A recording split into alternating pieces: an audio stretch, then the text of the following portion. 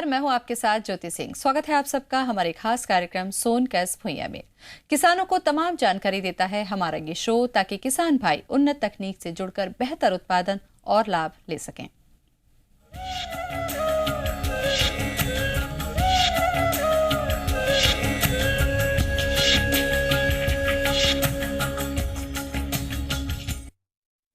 किसानों को कई चुनौतियों से जूझना पड़ता है, कभी मानसून की बेरुखी तो कभी पाले की मार।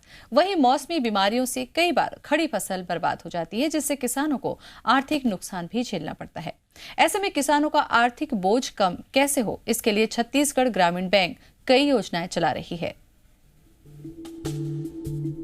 किसानों और ग्रामीणों के हितों का ध्यान रखते हुए छत्तीसगढ़ ग्रामीण बैंक कई तरह की सुविधाएं लोगों तक पहुंचा रही है। साथ ही राज्य के किसानों को कई अहम योजनाओं से जोड़ने की कोशिश में भी लगी हुई है, जिससे न सिर्फ किसानों का फायदा होता है बल्कि वे उत्पादन के लिए प्रेरित भी होते हैं। छत्तीसगढ़ ग्रामीण बैंक राज्य के 16 जिलों में 259 शाखाओं के जरिए सुविधाएं प्रदान कर रही है और सभी शाखाएं कोर बैंकिंग से जुड़ी हुई हैं। यानी एक शाखा का ग्राहक ग्रामीण बैंक के किसी दूसरी शाखा में लेन देन कर सकता है।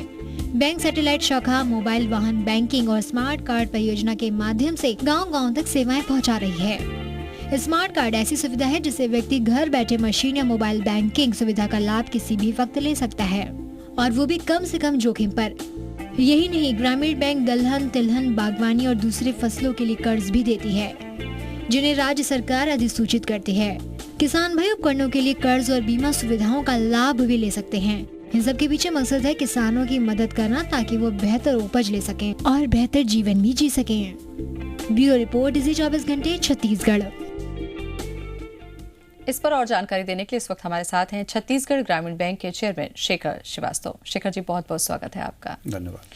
आप भी अगर कुछ जानना चाहते हैं ग्रामीण बैंक के बारे में तो आप हमें कॉल कर सकते हैं 400877 पर। अगर आप रायपुर से बाहर से कॉल कर रहे हैं तो लगा लीजिए रायपुर का कोड 0771।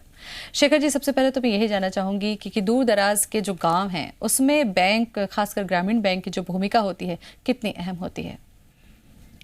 दूर दराज के क्षेत्रों में सबसे बड़ी भूमिका हमारे बैंक की है, क्योंकि वर्तमान में भी हमारी शाखाएं ही ऐसे केंद्रों पर स्थित हैं।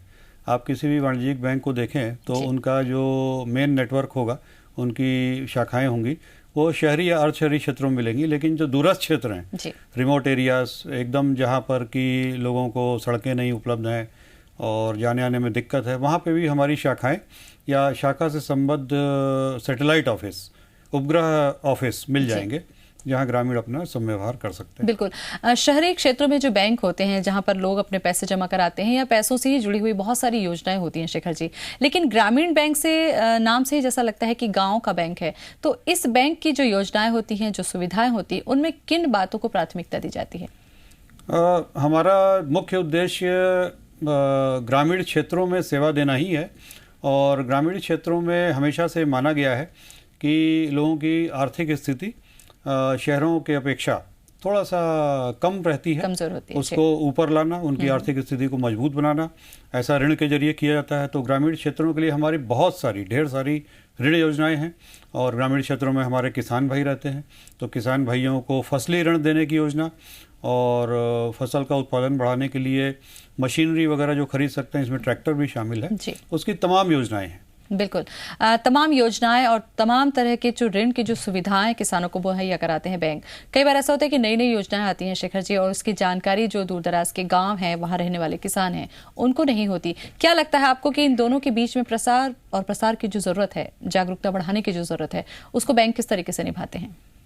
इसकी बहुत बड़ी ज़रूरत है, और इसको भारत सरकार और भारतीय रिजर्व बैंक ने भी पहचाना है, और वर्तमान में उनका ये कहना है कि मार्च 2012 तक ऐसे केंद्रों पर जहां पर कि ग्रामीण भाइयों को मालूम नहीं है कि बैंक क्या होता है या बैंक क्या सेवाएं देता है, तो सरकार और रिजर्व बैंक का ये कहना है कि ऐसे केंद्रों पर भी मार्च 2012 तक का लक्ष्य रखा है उन्होंने कि कोई ना कोई बैंकिंग सुविधा प्रदान की जाए। अब सवाल ये उठता है कि बैंकिंग सेवा कैसे प्रदान की जाए, क्योंकि ऐसे केंद्रों पर बैंक खोलना भी एक चुनौती है। चुनौती कई तरह की है। सुरक्षा की चुनौती है, बैंक क्या ऐसी जगह पे सुरक्षित रहेगा, पहली बात। दूसरी बात, बैंक की लाभप्रदता, क्या ऐसी छोटी जगह पर शाखा खोलने से जो शाखा पे खर्च है, भवन का खर्च है, स्टाफ का वेतन है, वो क्या निकल पाएगा, क्योंकि बैंक एक व्यावसायिक संस्था है। तो बहुत बड़ी चुनौतियां हैं। और इसमें फिर टेक्नोलॉजी का रोल आ जाता है। टेक्नोलॉजी का प्रयोग करके और ऐसे केंद्रों को हम बैंकिंग सुविधा और बैंक के बारे में ज्ञान दे सकते हैं। वर्तमान समय की अगर हम बात करते हैं, चूंकि ग्रामीण बैंक अपना बहुत बेहतरीन जो सुविधा है किसानों को दे रहे हैं, ऐसे में आज की तारीख में जो बहुत ही दूर दराज या बहुत ही इंटीरियर के जो गांव हैं, वहां तक ये सुविधा आप किस तरीके से पहुंचा पा रहे हैं? इस विषय में सबसे पहले तो मैं ये कहना चाहूँगा कि दूर दराज के लोग अभी तक वंचित रहे हैं, तो एक हमको कह सकते हैं कि एक वंचित तबका बहुत बड़ा है। और दूसरी तरफ शहर के लोग जो बैंक का घनत्व है, बहुत अधिक घनत्व है, उसका सुविधा का लाभ उठा रहे हैं। तो इस जो खाई है, एक जो हमारे दूरस्थ क्षेत्र का भाई है, उसको नहीं मिल पा रही बैंकिंग सुविधा, और शहर के लोगों को विकल्प उपलब्ध हैं, तमाम विकल्प उपलब्ध हैं। तो इस खाई को भरने का साधन तकनीक या टेक्नोलॉजी मात्र ही हो सकती है जी।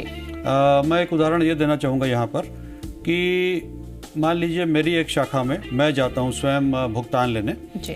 तो मेरा भुगतान मेरी शाखा सब काम छोड़ के शायद सबसे पहले करेगी, क्योंकि मैं बैंक का अध्यक्ष हूँ। लेकिन यदि मेरे बैंक का कोई सफाई कर्मी उसी शाखा में भुगतान लेने या कोई ट्रांजैक्शन करने जाता है तो शायद उसको समय लगे, क्योंकि वो एक साधारण कर्मचारी है। लेकिन अब आप उदाहरण लीजिए एटीएम का। एटीएम में मैं जाऊं या सफाई कर्मचारी जाए, दोनों को बराबर समय लगना है। तो एटीएम क्या है? एक टेक्नोलॉजी है।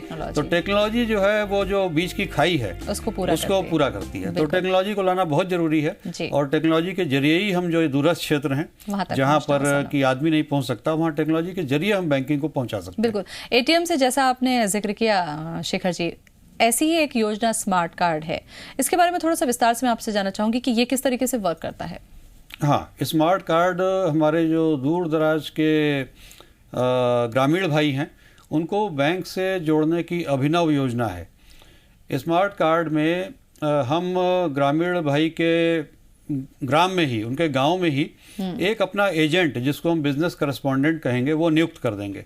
और उसके पास हम एक मशीन देंगे जिसको कि POS machine, point of sale machine बोलते हैं।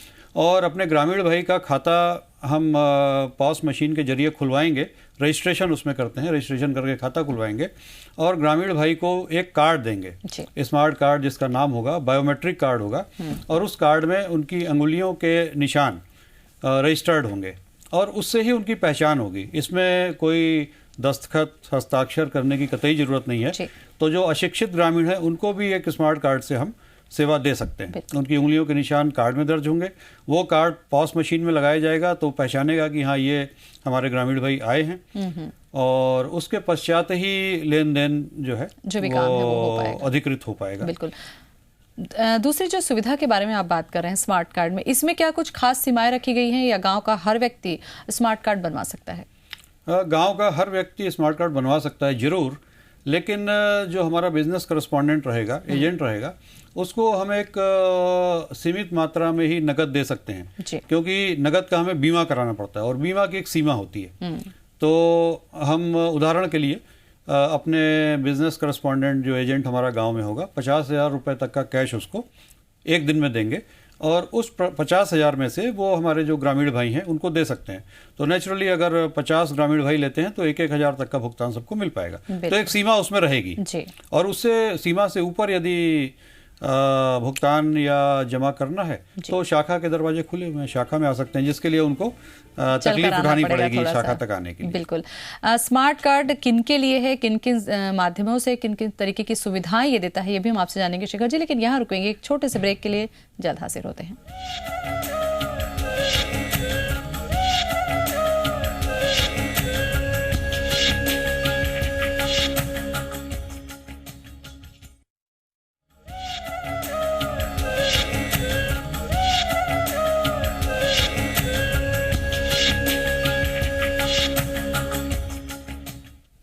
ब्रेक के बाद स्वागत है आप सबका हमारे खास कार्यक्रम सोनकस भैया में। शेखर जी, हम स्मार्ट कार्ड की बात कर रहे हैं। स्मार्ट कार्ड के जरिए एक आम व्यक्ति ही जुड़ सकता है या उसका किसान होना जरूरी है, या वो किसी भी वर्ग या किसी भी पेशे से जुड़ा हुआ व्यक्ति हो सकता है गांव का? स्मार्ट कार्ड से गांव का कोई भी व्यक्ति जुड़ सकता है, उसका किसान होना मात्र ही जरूरी नहीं है। यदि वह छोटा व्यवसायी है, किराने की दुकान चलाता है गाँव में, तो भी जुड़ सकता है। या कोई शिल्प का कार्य करता है कुछ बनाने का, तो भी जुड़ सकता है। तो स्मार्ट कार्ड गांव के हर निवासी के लिए उपलब्ध रहेगा। बिल्कुल। ग्रामीण बैंक की जो दूसरी महत्वपूर्ण भूमिका होती है, जैसा हमने शुरू में ही चर्चा किया था कि वो किसानों के लिए काफी हितकारी होती है, क्योंकि कई तरीके से वो ऋण देता है। तो इसमें किसानों के क्या कुछ क्राइटेरिया बना हुआ है कि बड़े किसान, छोटे किसान, या बीज है या उपकरण है, किस आधार पर ये लोन की जो सुविधा होती है वो आप देते हैं? किसानों को मुख्यतः 2 श्रेणियों में बांटा गया है। जी। सुविधा कहाँ पे अधिक देनी है और कहाँ कम देनी है, वो एक वर्गीकरण करने के लिए। तो पहली जो श्रेणी होती है किसानों की, वो होती है लघु और सीमांत कृषक। जी। तो लघु और सीमांत कृषक का जो व्याख्या है वो इस तरह से है कि जिस किसान के पास 1.25 एकड़ 1.25 एकड़ सिंचित भूमि या 2.5 एकड़ असिंचित भूमि है, वो सीमांत कृषक है। और जिस किसान के पास 2.5 एकड़ सिंचित भूमि या 5 एकड़ असिंचित भूमि है, वो एक लघु कृषक है। तो लघु और सीमांत कृषक की श्रेणी को ब्याज में छूट दी जाती है। जी। अभी भारत सरकार से इनको 2% और राज्य शासन ने भी 4% की ब्याज में छूट दी है। और इनको जो शुद्ध जो ब्याज की कीमत पड़ रही है हमारे लघु और सीमांत कृषक भाइयों को, वो 1% पड़ रही है। और सरकार की ये योजना है कि ऐसे कृषकों को, लघु और सीमांत कृषकों को 0 ब्याज दर पर ऋण दिया जाए। तो अभी 1% है, आने वाले दिनों में 0% तक हो जाएगा, दिया जाता है। ये क्या फसलों के बीज के लिए होता है या वो उपकरण के लिए भी ले सकते हैं? ये फसलों के बीज के लिए, खाद के लिए और रसायनों के लिए होता है। मान लीजिए कीटनाशक वगैरह लेने हैं तो उनके लिए होता है। और उपकरणों के लिए अलग योजना है जिसको कि सावधि ऋण योजना बोलते हैं। उस पर इस प्रकार की छूट उपलब्ध नहीं है। बिल्कुल। ये तो ऋण की हमने बात की। शेखर जी, कई बार ऐसा होता है कि मौसम की बार कहें कि अचानक बारिश हो गई या पाला पड़ गया, किसान की जो पूरी की पूरी फसल है वो चौपट हो जाती है। ऐसे में क्या कुछ ऋण में रियायत की व्यवस्था करता है ग्रामीण बैंक?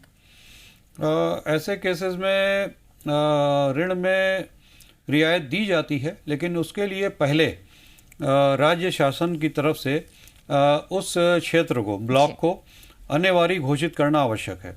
अच्छा। यदि उस क्षेत्र को अनिवार्य घोषित कर दिया गया कि वहां पर बाढ़ या सूखे की आपदा से फसल नष्ट हो गई है, तो राज्य शासन पहले उसको अनिवार्य घोषित करेगा। और अनिवार्य घोषित होने के बाद हम उसमें ऋण की वसूली को स्थगित करते हैं अगले वर्ष तक के लिए।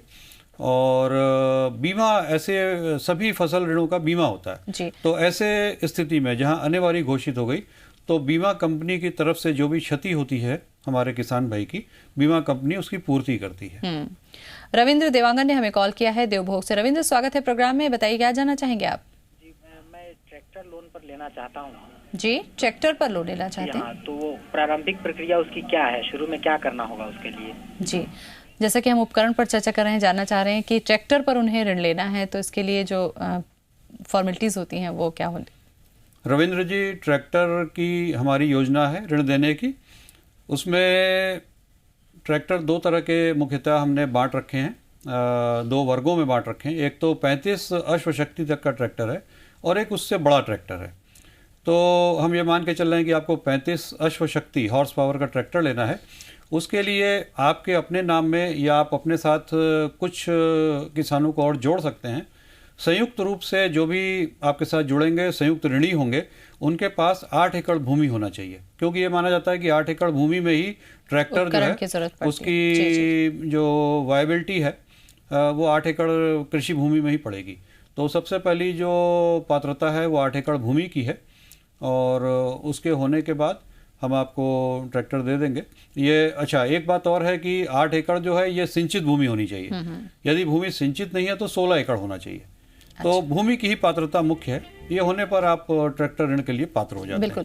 हम बीमा सुविधा के बारे में भी हम बात कर रहे थे शेखर जी। बीमा की जो सुविधा है, जब किसान एक ग्रामीण बैंक से ऋण लेता है, अपनी फसल के लिए लेता है, तो क्या जैसे ही वो ऋण लेता है उसी समय उसकी फसल का बीमा हो जाता है या उसके लिए उसको अलग से कुछ फॉर्मेलिटीज करनी पड़ती हैं?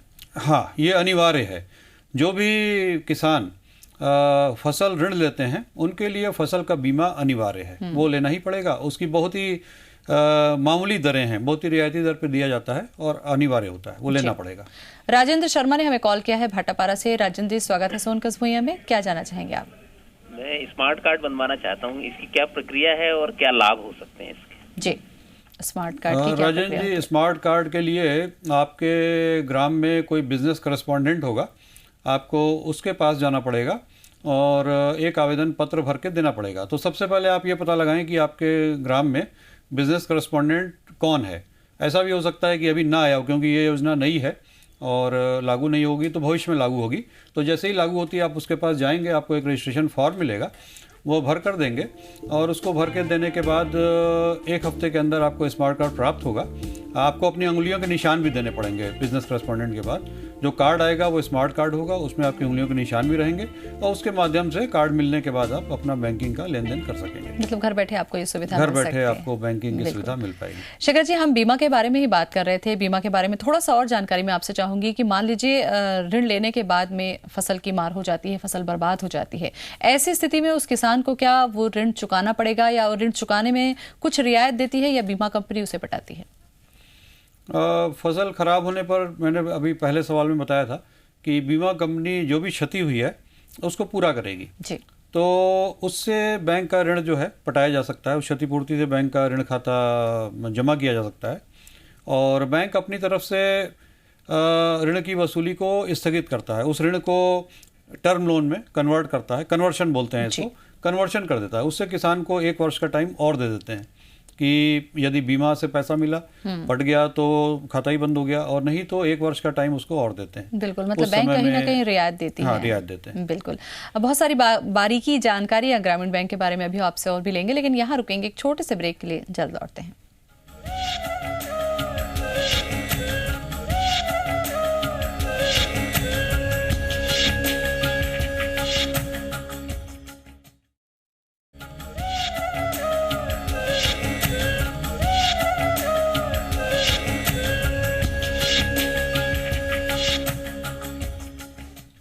ब्रेक के बाद स्वागत है आप सबका हमारे खास कार्यक्रम सोनकस भैया में। शेखर जी, चूंकि अब एटीएम का जमाना आ गया है, तो क्या एटीएम और डेबिट कार्ड जैसी जो सुविधाएं हैं आप ग्रामीण बैंक के जरिए दूर दराज के गांवों को भी उपलब्ध करवा रहे हैं? हाँ, इसमें हम बताना चाहेंगे कि हमारा जो प्रायोजक बैंक है, ग्रामीण बैंक का एक प्रायोजक बैंक होता है जिसकी अंश पूंजी रहती है ग्रामीण बैंक में। तो हमारा प्रायोजक बैंक भारतीय स्टेट बैंक है और भारतीय स्टेट बैंक से हमें अनुमति प्राप्त हो गई है उनके साथ को ब्रांडेड एटीएम कम डेबिट कार्ड इशू करने की। अच्छा। तो आने वाले दिनों में हम अपने ग्राहकों को एटीएम कम डेबिट कार्ड दे सकेंगे जो कि को ब्रांडेड होगा स्टेट बैंक के साथ, और उस कार्ड से वो स्टेट बैंक या अन्य बैंकों के पूरे भारतवर्ष में जो एटीएम है उनसे खाते का लेन देन कर सकेंगे। तो ये सुविधा भी मुझे उम्मीद है कि अगले 3 से 4 महीनों के बीच में उपलब्ध हो जाएगी। बिल्कुल। यहाँ पर फिर से वही बात आएगी कि दूर दराज के जो गांव हैं वो एटीएम का लाभ कैसे ले पाएंगे, क्योंकि हाँ। अभी तक जहां तक वहां पर बैंक की भी सुविधा नहीं है। ऐसे इलाकों के लिए क्या कुछ खास व्यवस्था होगी? हाँ, ऐसे इलाकों के लिए देखिए, भारतीय स्टेट बैंक को यदि देखें तो बड़े गांव में तो कहीं कहीं पर उनके एटीएम उपलब्ध हैं। जी। तो जैसा मैंने बताया कि उनके एटीएम हमारे ग्राहकों को भी उपलब्ध हो जाएंगे। तो ऐसे गांव में स्टेट बैंक के एटीएम का उपयोग कर सकते हैं। और इसके अलावा मोबाइल एटीएम भी हम लोग लगाएंगे। जी।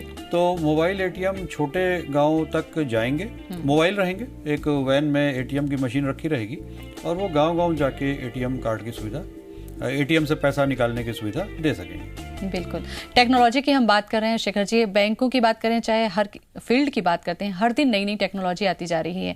ऐसे में क्या लगता है आपको कि किसी भी गांव के एक व्यक्ति को जागरूक कर देना बैंक के लिए कितना जिम्मेदारी वाला काम है और बैंक इसके लिए क्या पहल करता है? बैंक के ऊपर बहुत बड़ी जिम्मेदारी है। ग्रामीण जनता जिसको कि कोई भी सुविधा उपलब्ध नहीं है उसको इस बारे में बताना और जोड़ना भी साथ में। तो हमारी सभी शाखाओं के जो कर्मी हैं वो अपने क्षेत्र में सभी ग्राम सभाओं में रात्रि प्रवास करते हैं, ग्राम प्रवास करते हैं। और ग्राम प्रवास का हमने एक व्यवस्था बना रखी है अपने बैंक में। तो ग्राम प्रवास के दौरान वो ग्रामवासियों को बताते हैं कि कौन सी नवीनतम टेक्नोलॉजी आई है, क्या उसका वो लाभ उठा सकते हैं। उदाहरण के लिए हमारा बैंक पूर्ण रूप से कोर बैंकिंग सॉल्यूशन पे आ चुका है। छत्तीसगढ़ के 14 जिलों में हमारी 259 शाखाएं हैं। सभी शाखाएं एक दूसरे से जुड़ी हुई हैं। तो इस बात को हम लोग सभी ग्रामवासियों को जो हमारे क्षेत्र में है बताते रहते हैं और अभी तक सभी लोग करीब करीब जान भी चुके हैं। तो ये सुविधा उनको उपलब्ध कराएगी। इसके अलावा भी जो स्मार्ट कार्ड है वो, जैसा मैंने बताया, ग्राम प्रवास के दौरान हम इसको बारी बारी से सभी ग्राम सभाओं में बताते रहते हैं। जी, नीलेश ने कॉल किया है इस वक्त हमें रायपुर से। नीलेश, स्वागत है प्रोग्राम में, क्या सवाल है आपका? मैं जानना चाहता हूँ कि स्मार्ट कार्ड के लिए कैसे अप्लाई किया जा सकता है। जी, स्मार्ट कार्ड के लिए आवेदन किस तरीके से किया जाए? नीलेश, अभी इस बारे में पिछले सवाल में बात हुई थी जी। कि स्मार्ट कार्ड वर्तमान में हम जो दूरस्थ क्षेत्रों के गांव हैं उनके ग्राहकों को देंगे, और उसके लिए हम उस गांव में एक बिजनेस करेस्पॉन्डेंट नियुक्त करेंगे। बिजनेस करेस्पॉन्डेंट के पास एक मशीन दी जाएगी, जिसको POS machine, point of sale machine बोलेंगे, और उस मशीन के माध्यम से ग्रामवासियों का पंजीकरण किया जाएगा। उनके उंगलियों का, अंगूठे का निशान भी लिया जाएगा मशीन में, और इसको भेजा जाएगा कार्ड बनने के लिए। कार्ड बन के लगभग 1 सप्ताह में आएगा, और उस कार्ड को इस्तेमाल करते हुए पॉस मशीन में उसकी पहचान ग्रामीण की हो जाएगी। जैसे मान लीजिए दस्तखत करना नहीं जानते हैं, तो दस्तखत की जगह कार्ड से पहचान होगी, और कार्ड का इस्तेमाल करते हुए लेन देन कर सकते हैं। जी। तो ग्रामीण क्षेत्रों के लिए यदि आप हैं तो आप पता लगा सकते हैं आपके क्षेत्र में कौन से बिजनेस करेस्पॉन्डेंट हैं, उनके पास जाके और पंजीकरण करा सकते हैं। बिल्कुल। शेखर जी, आखिर में आपसे मैं ये जानना चाहूंगी कि ग्रामीण जो बैंक है, वहाँ का जो व्यक्ति है, उनके दूसरे बैंकों में जुड़ाव की जो स्थिति होगी, अगर लेन देन वो दूसरे बैंकों में करना चाहे तो किस तरीके की सुविधा होगी?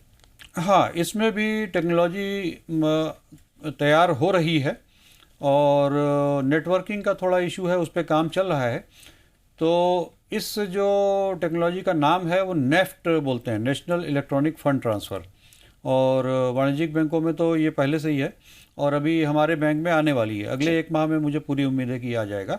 तो इसमें हमारी शाखा का ग्राहक यदि दूसरे किसी भी वाणिज्यिक बैंक में पैसा भेजना चाहता है, तो हमारे बैंक में जमा करने पर नेफ्ट सुविधा से, नेफ्ट एक प्लेटफॉर्म है जो आरबीआई ने दिया हुआ है, तो नेफ्ट में सभी बैंक जुड़े रहेंगे, तो नेफ्ट प्लेटफॉर्म को इस्तेमाल करते हुए दूसरे बैंक के खाते में पैसा ट्रांसफर हो जाएगा, और इसी प्रकार दूसरे बैंक से हमारे शाखा के खाते में भी पैसा आ सकता है।